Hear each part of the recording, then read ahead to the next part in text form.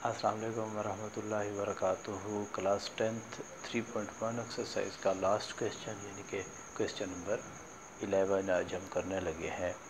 उसके हमारे पास smart syllabus में दो पार्ट हैं। पार्ट एक मैंने लिखा है जो चौथा पार्ट है, एक्स की वैल्यू हमें फाइंड आउट करनी है, जिसमें ये प्रोपोर्शन में एक एक्सप्रेशन दिया हुआ है निस्बत और तनासुब में।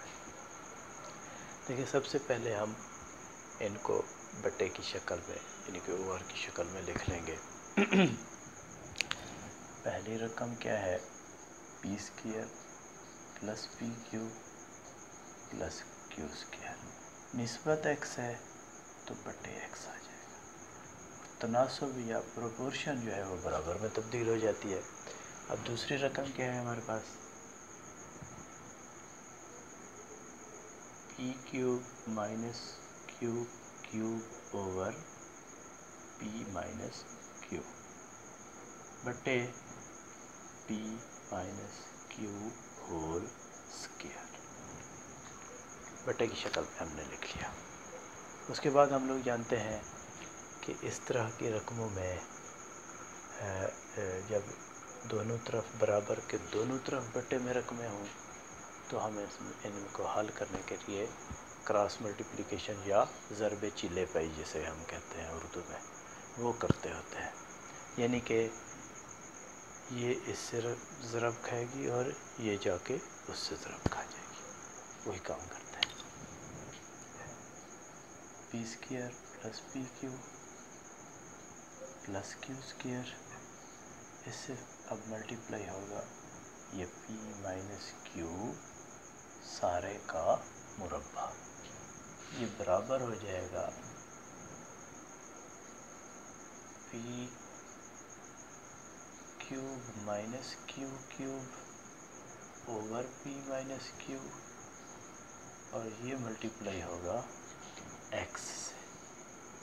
यहाँ इसके साथ हम एक्स लिख लेंगे। ठीक हो गया। अब हम क्या करेंगे, हमें पता है कि p cube minus Q cube जो है ये x cube minus y cube या a cube minus b cube वाला फार्मूला इस पर अप्लाई होगा। हम जानते हैं कि a cube minus b cube जो है वो a minus b into a square, अगर यहाँ माइनस है तो plus a b plus b square होता है। तो इसको भी हम इसी फार्मूले के मुताबिक एक्सपेंड कर लेंगे। फिर हमें पता चलेगा कि ऊपर नीचे कौन सी रकम इसके साथ कट सकती है, कैंसल आउट हो सकती है। ठीक हो गया। ये वैसे लिखा रहेगा, इसको भी मैं p minus q into p minus Q लिख सकता हूँ, क्योंकि p माइनस क्यू का ये मुरब्बा है। P square plus P Q plus Q square into p minus q into p minus Q, और ये बराबर होना चाहिए, इसे मैं लिख सकता हूँ पी माइनस क्यू इंटू, ये वाला फार्मूला लगा रहे हैं, P square plus P Q और प्लस क्यू स्क्वायर। ठीक हो गया।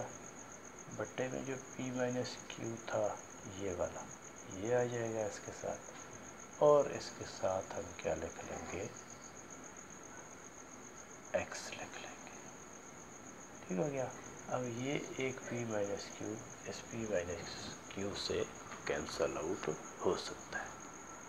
उसके अलावा अब यहाँ राइट साइड पर, क्योंकि मुझे x की वैल्यू फाइंड आउट करनी है, मालूम करनी है x की कीमत, x के साथ पी स्क्वायर जमा पी क्यू जमा क्यू स्क्वायर जो है वो मल्टीप्लाई या ज़रब हो रहा है। तो ये जब दूसरी साइड पर आ जाएगा तो मुझे नज़र आ रहा है कि यही चीज़ यहाँ लिखी हुई है, तो ये इधर ज़रब खा रहा है, इधर आकर तकसीम हो जाएगा, ये एक दूसरे से कैंसिल हो सकते हैं। ठीक है।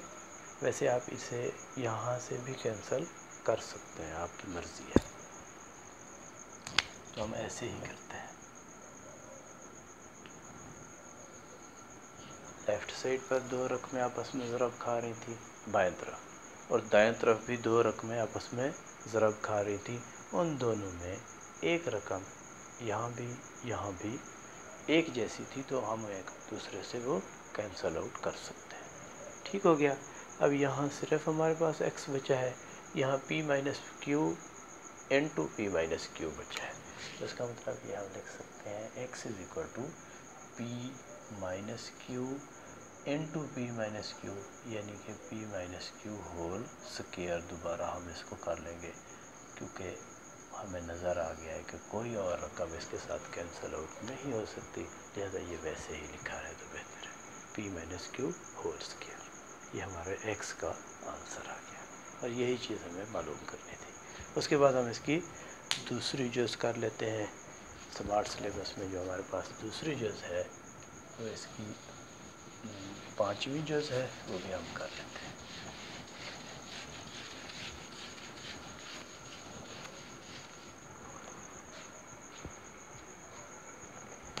देखिए भाई, 5वीं जुज़ में हमारे पास है 8 माइनस एक्स रेशो या निस्बत 11 minus x proportion 16 minus x ratio 25 minus x. अब यहाँ भी हम वही काम करेंगे कि इनको बटे की शक्ल में और तनासब को बराबर में तब्दील कर देंगे। 8 माइनस एक्स बटे 11 माइनस एक्स, और इस ये बराबर में तब्दील हो गया 16 माइनस एक्स बटे 25 माइनस एक्स। फिर वही काम करेंगे हम, क्रॉस मल्टीप्लिकेशन या ज़रबे चिले पाई। 8 minus x into 25 minus x is equal to 16 minus x into 11 minus x. अब हम क्या कर सकते हैं, यहाँ दो रकमें हैं, दोनों में x है, इधर भी दोनों रकमों में x है। तो इसका मतलब x की एक कीमत फाइंड आउट करने के लिए हमें इन x वाली तमाम रकमों को इकट्ठा करना पड़ेगा। ये मल्टीप्लाई हो रही है, ये दोनों भी मल्टीप्लाई हो रही है, ये दोनों भी मल्टीप्लाई हो रही है, तो इनको भी ज़रब दे दें, इनको भी ज़रब दे दें। यहाँ से एक क्वाड्रेटिक एक्सप्रेशन निकलेगा, यहाँ से भी दो दर्जी एक्सप्रेशन निकलेगा, फिर हम उनको इकट्ठा कर लेंगे। ठीक हो गया। अच्छा भाई, सबसे पहले 8 ने इन दोनों से मल्टीप्लाई होना है, जमा का 8 है, 8 5 40 हो गया, 0 4, 8 2 16 और 4 20 होता है, यानी कि 200 x नहीं आएगा, ये कांस्टेंट हैं दोनों। और 8 जब माइनस एक्स से मल्टीप्लाई हुआ तो माइनस 8x। अब माइनस एक्स की बारी है, इससे भी मल्टीप्लाई होगा और इससे भी, माइनस 25x माइनस माइनस जमा x और x x स्क्वायर आ गया। इसी तरह अब राइट साइड में भी ये दोनों, पहले 16 इन दोनों से मल्टीप्लाई होगा, 16 जब 11 से मल्टीप्लाई होगा 16 एकम 16 होता है, 6 आ गया, एक हासिल, 16 एकम 16 और एक 17 हो गया, 176 और माइनस 16x। अब ये माइनस एक्स की बारी है, इसने भी इससे भी और इससे भी मल्टीप्लाई होना है, माइनस प्लस माइनस 11x और minus minus plus x square आ गया। अब यहाँ भी मुझे नज़र आ रहा है x की ताकत 1 वाली दो रकमें हैं, इधर भी x की पावर 1 वाली दो रकमें हैं, इनको पहले इकट्ठा कर लेते हैं और इसे x स्क्वायर को पहले लिख लेता हूँ। x स्क्वायर माइनस का 8 है, माइनस का 25x है, तो इसका मतलब ये दोनों आपस में जमा होंगे, लेकिन जवाब माइनस में आएगा। 8 और 5 कितना होता है? 13 होता है। एक हासिल, 2 और 1 3 हो गया, 33x हो गया। और जमा का ये 200 है, कांस्टेंट को हम आखिर में लिखते हैं। इसी तरह यहाँ भी राइट साइड पर भी एक्स स्क्वायर वाली एक ही रकम है, उसे पहले लिख लें, जमा का है। और माइनस का 16x है, माइनस का 11x है, ये दोनों आपस में ऐड होंगे। 6 और 1 7 हो गया, 1 और 1 2, यानी कि 27x हो गया माइनस का। और जमा का 176, ये वाला कांस्टेंट हम आखिर में लिख लें। अब देखिए ये भी एक दो दर्जी एक्सप्रेशन है, ये भी एक दो दर्जी एक्सप्रेशन है, तो क्यों ना हम इनको एक साइड पर ले आए। ठीक है, इनको हम लेफ़्ट साइड यानी कि बाएं तरफ ले आते हैं।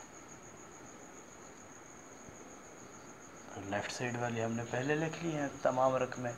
ये एक्स स्क्वायर जमा का है, इधर माइनस का हो जाएगा, और जमा का 27x हो जाएगा, ये माइनस का 176 हो जाएगा, बराबर है 0। अब देखिए ये 1x स्क्वायर प्लस का है, ये 1x स्क्वायर माइनस का है, एक दूसरे से कैंसिल हो जाएंगे। इसी तरह 33x ये माइनस का है, जमा का 27 है। 27 जब ऐसी सूरत हाल हो जमा माइनस में दो मुख्तलिफ अलामतें हों, तो आपने हमेशा बड़ी रकम से छोटी रकम को माइनस कर लेना है। 33 से अगर 27 जाए तो बाकी 6 बचता है, और देखना यह है कि बड़ी रकम की अलामत क्या थी, वो माइनस थी, तो माइनस का 6 बचेगा। तो ये आ गया भाई -6x। और उसके बाद हम कांस्टेंट देखते हैं, यहाँ 200 है जमा का और 176 माइनस का है, इनको हम माइनस कर लेते हैं। लेकिन 200 से 176 में माइनस होना है, 10 में से 6 माइनस हो तो 4 आता है, 9 में से 7 माइनस हो तो 2 आता है, यहाँ 1 बच जाएगा, तो 24 आएगा जमा का, इज इक्वल टू 0। मुझे x की वैल्यू चाहिए, तो हम क्या करते हैं, इस कांस्टेंट रकम को दूसरी साइड पर ले जाते हैं। -6x इज इक्वल टू ये जमा का 24 है, ये दूसरी साइड पर जाकर माइनस का हो जाएगा, ये माइनस और ये माइनस एक दूसरे से कैंसिल हो जाएंगे। उसके बाद मुझे x चाहिए, x के साथ यहाँ 6 जो है वो ज़रब खा रहा है, ये दूसरी तरफ जाकर तकसीम या डिवाइड हो जाएगा, तो 24/6 आ जाएगा, 8 6 24 होता है, तो x की कीमत क्या निकल आई, 8 निकल आई। अब हमने ये 3.1 एक्सरसाइज जो है वो